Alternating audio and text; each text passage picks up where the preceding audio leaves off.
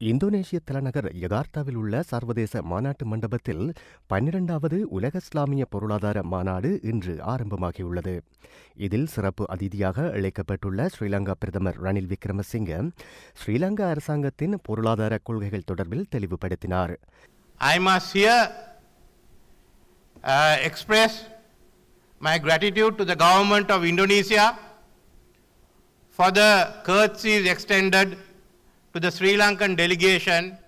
தற்போதைய உலகமயமாக்கலுக்கு மத்தியில் சந்தை மற்றும் முதலீடுகளை ஒழுங்கமைக்கும் போது மேற்குலக நாடுகளின் ஆதிக்கம் காரணமாக மத்தியதர வர்க்கத்தின் வருமானம் ஒரே இடத்தில் தேக்கமடைந்துள்ளதாக ரணில் குறிப்பிட்டுள்ளார்.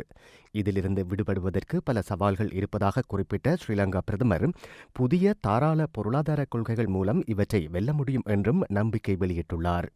உலகமயமாக்கல் மற்றும் மேற்குலக நாடுகளின் புதிய தாராள பொருளாதார கொள்கைகளின் ஆதிக்கம் காரணமாக உலக பொருளாதாரத்தில் ஏற்பட்டுள்ள திடீர் மாற்றங்களை பயன்படுத்தி அதன் லாபங்களை பெற்றுக்கொள்ளும் அதேவேளை இஸ்லாமிய வர்த்தக சட்டங்களை ஏனைய மதங்களை கொண்ட நாடுகளுக்கு நன்மைகளை பெற்றுக்கொள்ள முடியும் என்றும் நம்பிக்கை வெளியிட்டுள்ளார்.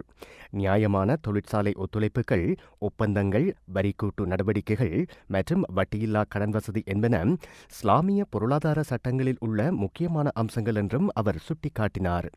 அதேவேளை இந்த ஆண்டு இறுதிக்குள் இந்தியாவுடனான எட்கா உடன்படிக்கை கைச்சாத்திடப்படும் என்றும் கூறிய ஸ்ரீலங்கா பிரதமர் ஐரோப்பிய ஒன்றியத்தின் GSP+ ஏற்றுமதி வரிச்சலுகையையும் பெற்றுக்கொள்ள முடியும் என்றும் நம்பிக்கை வெளியிட்டுள்ளார். ஸ்ரீலங்காவின் பொருளாதாரத்தை மேலும் விஸ்தரிக்கும் நோக்கில் Singapore, Japan, Malaysia, Indonesia, Thailand, Myanmar மற்றும் மேற்காசிய நாடுகளுடன் புதிய கூட்டு பொருளாதார உடன்படிக்கைகளையும் கைச்சாத்திட இருப்பதாக அவர் கூறியுள்ளார்.